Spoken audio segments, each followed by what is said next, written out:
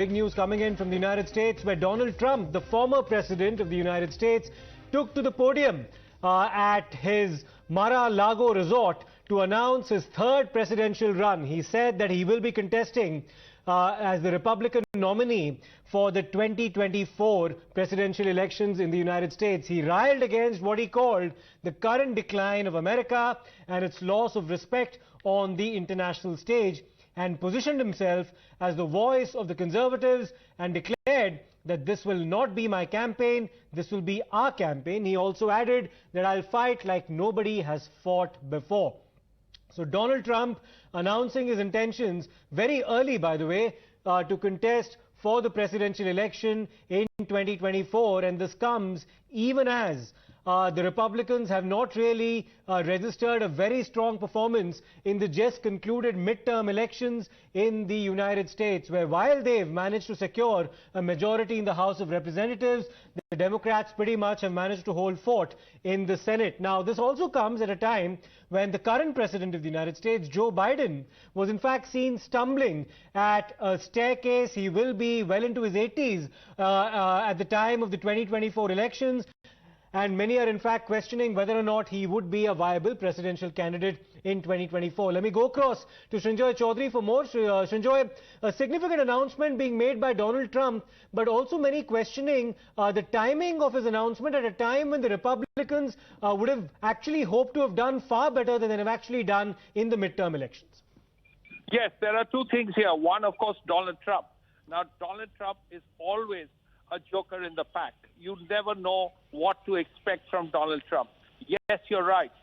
Donald Trump's candidates, all the people he supported, particularly Dr. Oza in Pennsylvania as a Senate candidate, all of them, or most of them, have lost.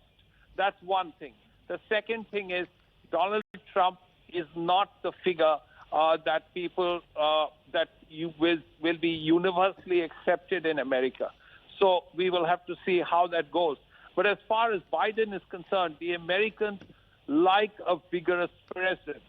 The Americans like a president who is in physically good shape. And let's not forget George Bush, the first George Bush. One of his many difficulties was the time when he fell sick on television during an international function and vomited.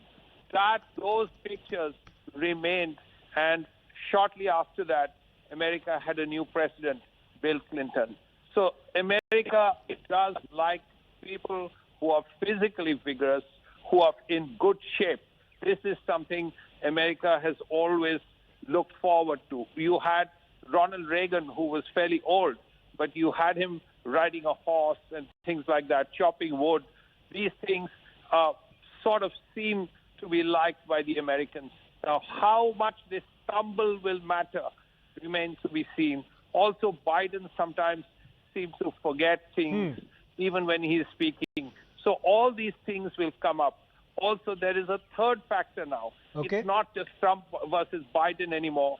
There is a new Republican leader coming up, Ron DeSantis, who's just been elected in Florida. And how he performs is also something that remains to be seen. Absolutely. Ron DeSantis, you rightly mentioned the Florida governor, somebody who could in fact emerge as the Republican frontrunner in 2024. So going back to the point that you earlier raised, you talked about the fact that Donald Trump might not be an acceptable figure for a lot of Americans. He might not even be acceptable for a significant proportion of the Republican Party as it stands today. Srinjoy. Yes, that's exactly the point I was making.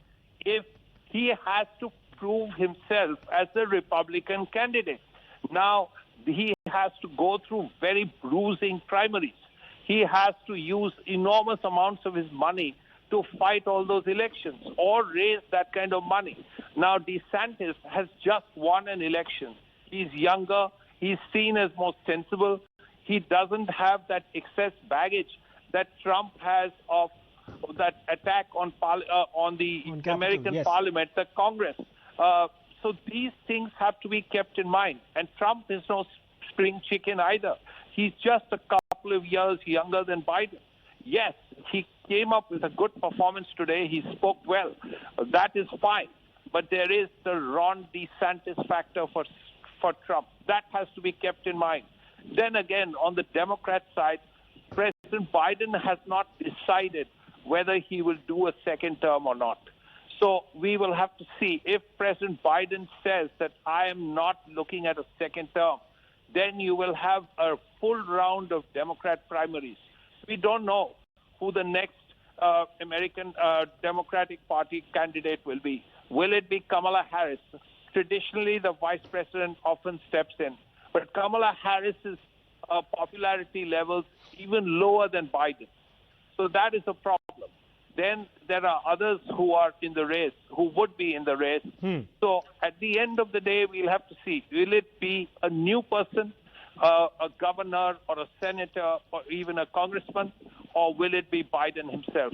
And give us a perspective, Srinjoy, about how people in India would be viewing these developments. Of course, they will not make an official comment, and we don't generally tend to comment on the internal affairs of other countries. But as far as his presidency is concerned, Donald Trump was very vocal against China. In fact, America was one of the few countries that stood completely in solidarity with India following the Galwan standoff and took a categorical stand against China. Biden appears to be somewhat wishy-washy, at least on the issue of Pakistan, having sold them F-16, something that India has taken an objection to. So how would people in India be viewing these developments now? Well, as far as Trump is concerned, for all the things that Trump did, which raised many, many eyebrows, it has to be said that as far as Trump is concerned, he seemed to get along with Prime Minister Modi, and he seemed to like India. He had this long visit to India. Of course, let's not forget that he also hosted Prime Minister Imran Khan in the White House. So with Trump, there is always an X factor. You can never tell. But generally speaking, you would have to say that the Trump 4 years were good with India. But that is not to say that, Biden has been bad for India. In fact, the situation, Indo-US ties are such that regardless of who the president is or which party is in power, it doesn't really matter, because Indo-US ties are always have been over a period of time sort of getting better and better. Right. In fact,